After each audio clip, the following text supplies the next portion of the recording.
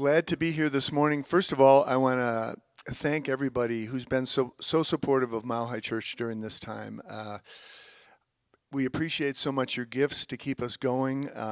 We're going strong, and thank you for being a part of that. There's information up on the screen. If you can join us today in giving, we would appreciate that so much. So thank you. Thank you for being a part of that. And, I'm going to be speaking today. It was just about a month ago that I spoke up here on a Wednesday night, and I was talking about going beyond our tribes, about going beyond our tribal divisions of race and ethnicity and economics, and that we can reach beyond our tribes and build something together. And so much has happened in that 1 month. So much has happened. And so today I wanted to talk a little bit about moving our way through this time. It's a time of uncertainty. It's a time of change. We seem to be in what looks like a wilderness of uncertainty and chaos and upheaval. So how do we find our way through it? And one thing that's always meant a lot to me is the compass, the metaphor of the compass, the symbolism of the compass. I worked as a surveyor for many years before I found my ministry here at Mile High Church, and so that's why I love the compass, because I love its simplicity and the way that we can find our way if we know how to use a compass. And no matter how lost we might seem, we can find a bearing and we can find our way through. So I've used this symbology a lot in my songs, and also something that we taught to our children here at Mile High Church too, to how to build a compass and how to find out where true north is and how to find true north within ourselves. Dr. Patty used to talk about us jumping to center when we're in Rainbow Day Camp, and that's part of what the compass is, to find true center within ourselves. And so, I want to talk about that today. And how do we find our internal compass? How do we align ourselves with it in this time that seems so chaotic and so uncertain? And so the first thing I wanted to talk about this morning was checking our sources. We've got to be clear about what sources we're listening to, and there is so much information out there now, so many sources. And it's not always the loudest or the most prominent voice that we should be listening to. And so I think we need to be aware of all the information that's coming at us, of a 24-hour news cycle, of pundits from both sides of the political spectrum, of news from both sides of the political spectrum, social media. That might not be the best place to get your information. There's a lot of voices on there. So how do we align with a deeper source of information, with a deeper truth that lives within us? And I think checking our sources is a way to keep ourselves clear. That's what's so important about our spiritual practice, about checking our sources and tapping into what's within us. This week I started teaching a Bible workshop on Friday morning. It's a thing called New Eyes on the Bible. Been teaching this for a long time, and I just love it. I love it, and I love getting people together on Friday morning, and I miss the snacks, but the rest of it is pretty good. And one of the things we talked about this week was one of the most beloved Bible verses that there is, which is the 23rd Psalm, which was probably written by David about 1000 BC. David was a musician. He was also a shepherd, and he was the one with the slingshot with Goliath, and father of Solomon. He had quite a journey through life, David. And the thing that he wrote in the 23rd Psalm was, "The Lord is my shepherd, I shall not want. Make me lie down in green pastures, leads me by the still waters." This was a metaphor for him that was so important, to have a shepherd, because he'd been a shepherd, to have that guidance system within him. And that guidance system lives in all of us. And so I invite you this morning to think about that guidance system. The Lord is my shepherd. You know, when we think about that, we talked about it in our class on Friday. Wanted everybody to drop back into this because it's something that we've heard as a source of comfort through the years, through the generations, for thousands of years now. The Lord is my shepherd, I shall not want. What does it bring to your mind this morning? That there is a guidance system. You know, David called it the Lord. Jesus called it the Father within. Emerson called it the oversoul. Our founder, Ernest Holmes, called it the thing itself. I'm calling it our internal compass. Whatever you might call it, you know that there's something within you that knows. Your intellect, beyond that, beyond what we've seen in the world, beyond what we've learned in the world, there is something deeper in us that knows. And we want to be connected with that. And we want to use that as a source for the way to go. How do we find our way? There is a part of us that knows, beyond the beliefs that we've been handed from the people we grew up with, beyond the beliefs of religion and society. There is a part of us that knows the right way to go. And so I invite us this morning to tap into that and to check our sources as we move forward through this chaotic time, to check our sources. And the next thing I wanted to talk about was about embracing this change, embracing this time of change that we're in right now. You know, when I'm in a position like this and I'm going to be coming in and talking on a Sunday in a time like this, I've got to check sources too. What am I going to tap into to help guide me to what to say? So a place I like to go is to the I Ching. It's an oracle writing from probably 900 BC. So it's an old writing, and so this week I threw the coins of the I Ching to see what would come up for me when I asked the question about what is my internal compass? What is it? And this is what I got. The independence of the superior person is not based on rigidity and immobility of character. They always keep abreast of the times and change with them. What endures is the unswerving directive, the inner law of being, which determines all actions. I love that phrase, the inner law of being, which determines all actions. That's what's important to us to tap into in this time, the inner law of our being, which determines all actions. In this time that we're in, which can seem so uncertain, when there are so many voices, there's a part of us that knows the inner law of our being. It's been that way forever. Humanity has tapped into this wisdom that is inherent in us, that is alive in all of us. And as we're here this morning, the killing of George Floyd has opened a wound in our culture that has been here for 400 years. And we can't turn away from it now. We're looking at it. It's important that we look at it. It's important that we look at that wound and that we're all a part of healing it. This is about all of us. You know, I've had the opportunity this week to talk to our son a lot. Our youngest son lives in New York City.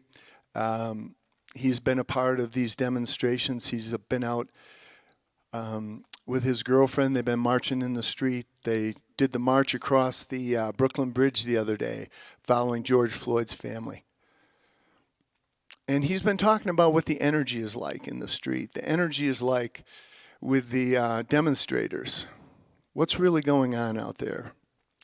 And he said it is so peaceful, so respectful, the way that people are talking to each other. You don't see that picture on the news a lot, but he said he's been so inspired to be out there, to be a part of these talks, and to meet people out on the street, and to see the unity of the races coming together. You know, he lives in Brooklyn. That's where his apartment is, and he's been to a lot of demonstrations in Brooklyn. He said there might be, 50 to 80% white people there. And he said, the speakers who are there, the black speakers who are there say, thank you for being with us. All of us are a part of this. All of us are a part of this change, and we need to work on this together. I think that feeling of unity, that feeling of peaceful demonstration, which we are moving towards, and there's always that chaos in the beginning when a wound is ripped open, and we've seen that chaos too, but we are moving towards peaceful change. What a gift for me as an old hippie to be talking to my son about peaceful change in the street. It's just incredible. And it's happening. It's happening right now.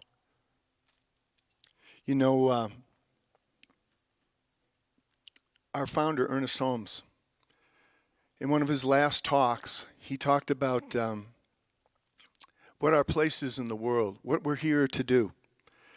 And he talked about spiritual evolution.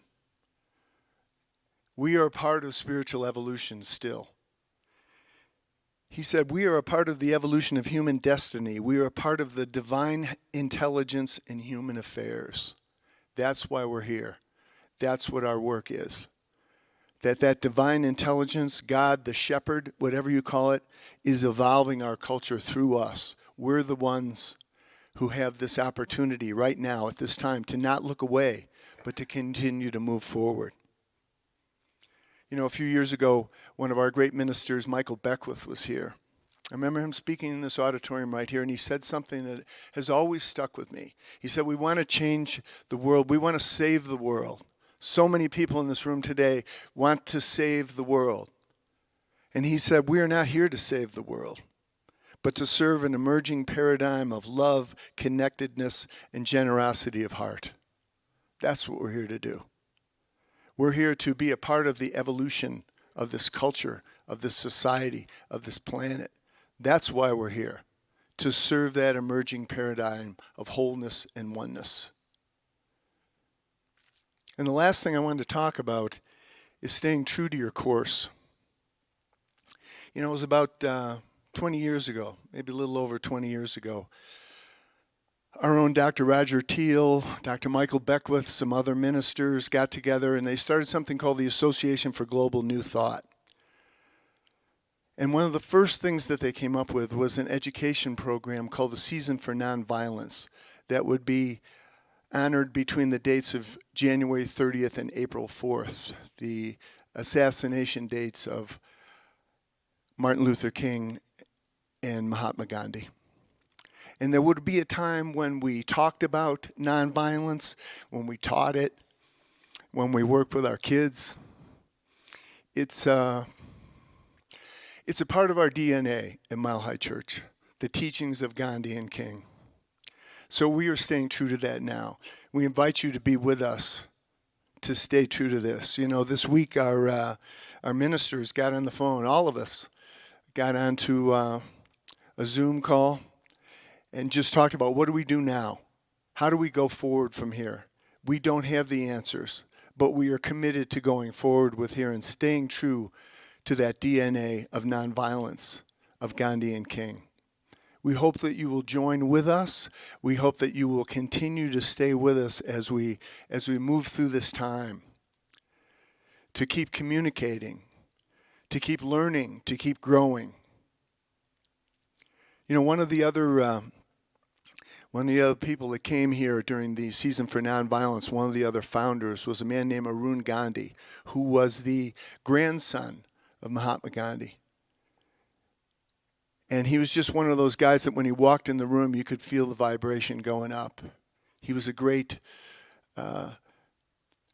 man who believed in the power of nonviolence. And he called nonviolent change the greatest weapon that we have against racial injustice, against social injustice. And the first time he came here to speak, Dr. Kent asked me to write a song to open the program that evening, something that we could play together that would honor the teachings of Gandhi and King. And it's been a part of our culture, this song and this idea that has kind of led us through this wilderness of change. And it's something that I want to close with here today. It's called On the High Road. And it's about Martin Luther King, Gandhi, and all the people who have taken the high road through these times of chaos and change and stayed true to the principles of nonviolence. And on the high road, you can feel their power. And on the high road, we are not alone. The compass lies within our hearts to mark our traverse through the dark. The circumstances change, but love is still the same on the high road. So I invite you this morning to stay with us, to stay on the high road, to speak kindly to people who might think exactly opposite of you, to stay in this, to bring your consciousness. Often we think that what we do is only a drop in a bucket. Know today that we are filling the bucket with our drops. We are stronger together. I want to thank Tom for his beautiful songs and also Bradley and that amazing message from Dr. Barry. And my title is Raising Above Normalcy. And what in the world is normal anymore? A lot of people have asked me. As Barry talked about, we're living in such an incredible time, a time of such changes that are taking place, such struggles, and also such incredible times of kindness and humbleness. We don't want to leave that out in our struggles, because perhaps it's a struggle coming back to what is normal. What is normal? I sense that normal is a new way. That's what I want to speak about, a new way of opening and remembering the true meaning of who we are as loving beings. It was interesting knowing that we're living in such changing times. I found this. It said it was from notice from the Association of Psychiatrists. It said, "Dear citizen, during the pandemic, it is considered normal to talk to your plants and pets, but kindly contact us only if they reply." And you know what? I understand that Dr. Barry has a talking dog. So what is normal anyway? It's defined by conforming to a standard. What is expected? Our wants, our expectations, our routines, our traditions. And a lot of that has been pushed aside, and here we stand. And we stand raising above the conditions and raising above the effects. Indeed, there is a call for change. And it brought to mind the Chinese symbol, two symbols. One symbol referring to crisis, because so many people say we're in a crisis. Indeed. But the Chinese symbol, one of the characters represents danger, and the other symbol, referring to the word crisis, represents a tipping point. We are at a tipping point. We are at a turning point in our creation of who we are.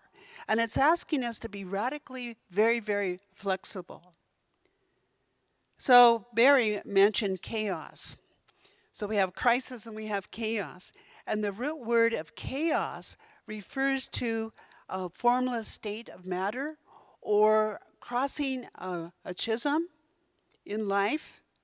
And I know the cycles of creation continue, and those cycles of creation, of change, are asking us to change the inside to bring it to the outside.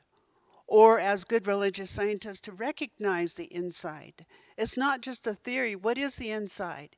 Inside is that light of the divine, is that love that has always been present.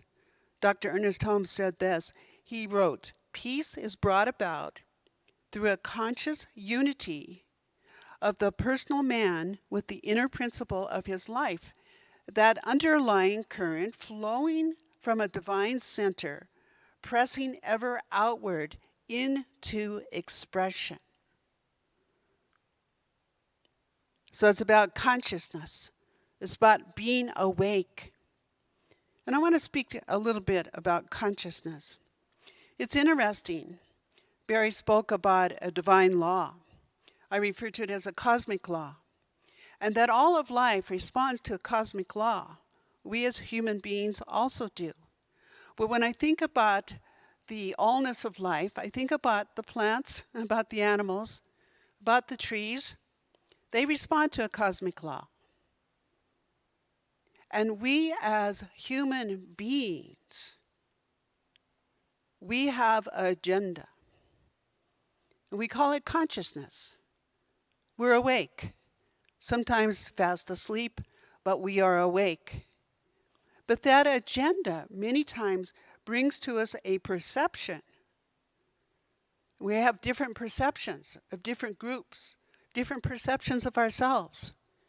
And I too am going to quote Dr. Michael Beckwith when he said, "The world is held together by opinion, beliefs, experience, and it comes together as agreement.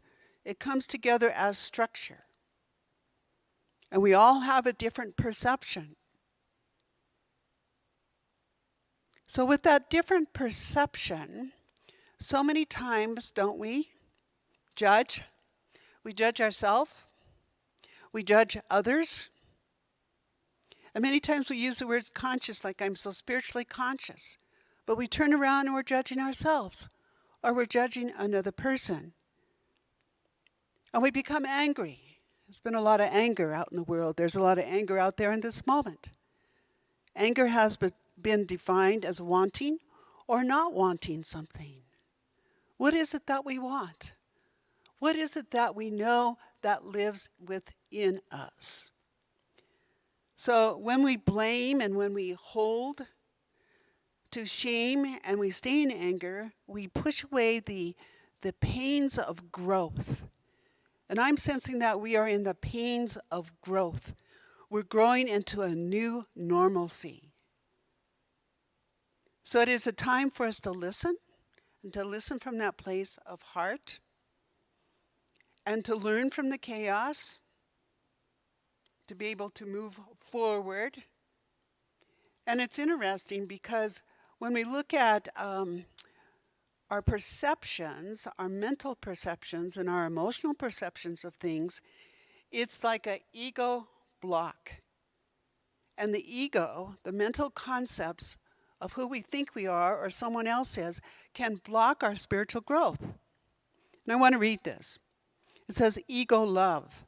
Every enemy is a symbol of our own loveless state. The absence of love gets filled by experiences of separation in the form of conflict, waning emotions. By returning to a state of love, we rob separation of a place to live. So I feel it's very imperative that we build a bridge over that chasm. And that we realize that we are not our histories, but we move back into that place of pure creation. Things have been hidden, and they can't be hidden anymore. So it's about transparency. To be transparent, to be able to see ourselves and to see others, and to be able to trust. So I ask us today, what are we really, really interested in on this spiritual walk? Are we interested giving all our attention to hate, to fear? Or are we cherishing and giving our attention to love itself? So I want to leave you with just 3 tools. The first one, for us to give up unhealthy beliefs about ourselves, to give those up. Because when we complain, we make ourselves into victims. 2, to give up unhealthy beliefs of others. Don't give your power away. 3, give up unhealthy beliefs about the world. Pray for peace and a greater level of honoring and respect. Excuse me. So we must clarify the future with love. When I speak about the human being and all of nature, we all drink milk. And what I mean by that, we all drink water. Water sustains us. Our breath sustains us. And so let us love our neighbor as we love ourselves. Let our love be touchable. Being with our brothers and our sisters. I don't care if their face is black, it's red, it's brown, it's yellow, or it's white. We have all come from the very center of creation itself, that God life. So perhaps our job description for all humans is to live from our God-given creation, our God-given center, and to realize there's one thing that never changes. It's changeless, and that is that living spirit. And that's where we all have come from, and that's where we're all going, and that's where we are in this very moment. So the job description for all humans is to live from our God-given center, to tell a new creation story about how humanity was lifted by love. And I want to close by reading a beautiful poem that I found on Facebook. It was written by Leslie Dwight. What if 2020 isn't canceled? What if 2020 is a year we've been waiting for? A year so uncomfortable, so painful, so scary, so raw, that it finally forces us to grow. A year that screams so loud, finally awakening us from our ignorant slumber. A year we finally accept the need for change. We declare change. We work for change. We become the change. A year we finally band together instead of pushing each other further apart. 2020 isn't canceled, but rather the most important year of them all.